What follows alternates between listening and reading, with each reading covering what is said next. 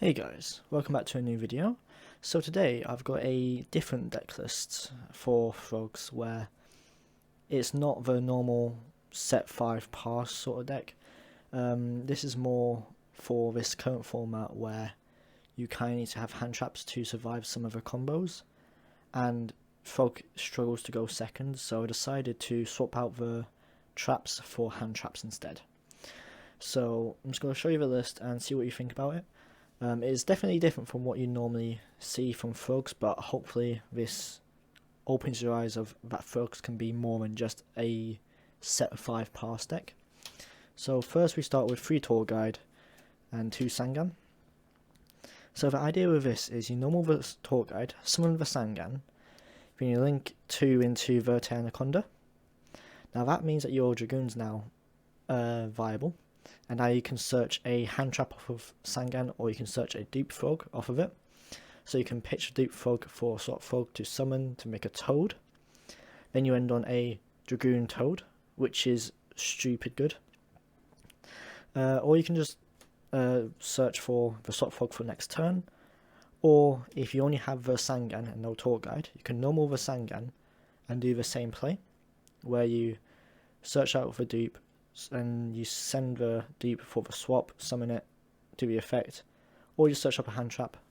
Either or, this little engine is very strong of just giving you advantage. Then the normal frog lineup, we've got 3 swap, 3 dupe, and then 2 Ronin. You don't really want to change it. If it's not broken, don't fix it. So then in the hand traps, we've got 3 Gamma and the driver.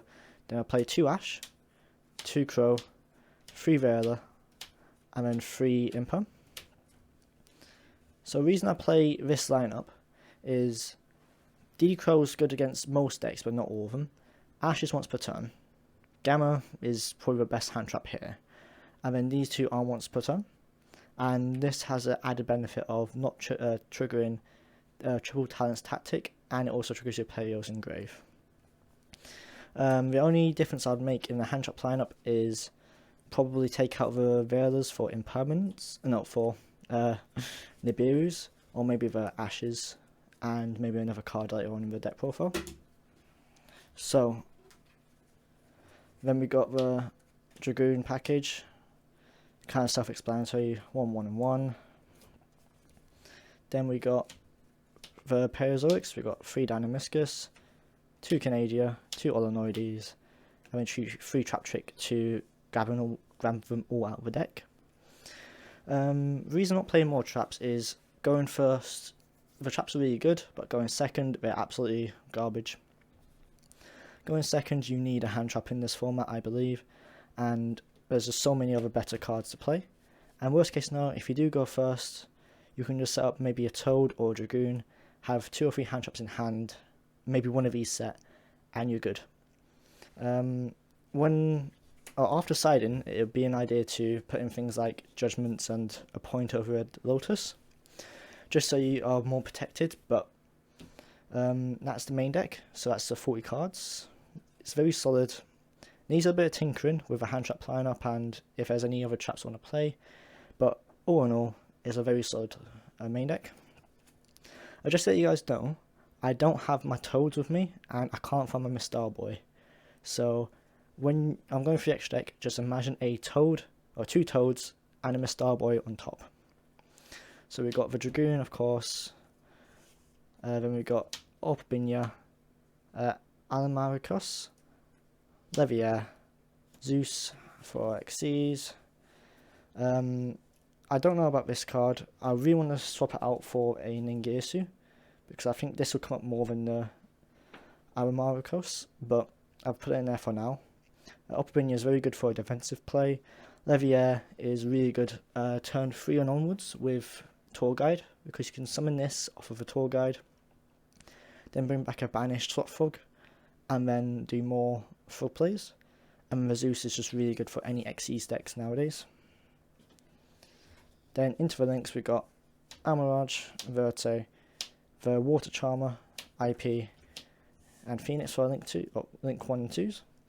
Amaraj is there for the Sangan, or you can also use a hand trap if you want to go into it, or you can go a bunch of different plays with it.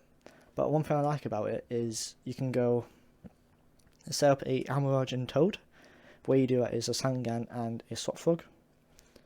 So you end on Amaraj, a Toad, and like a Dupe Frog. Then you go Amaraj Tribute itself, protect the Totally Awesome for this turn, so it can't be shot with card effects, which is a very strong play.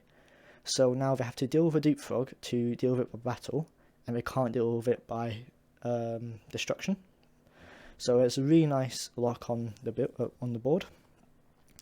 Verte is there for the Dragoon. Water Charm is very nice, especially since you can bring out their Haki Fiber X and use that for an access code talker if you have it. You can just use their resources, and worst case scenario, it's not the worst card to end on with like a Dragoon on the field or a Toad, because when this dies it searches out Swap Frog.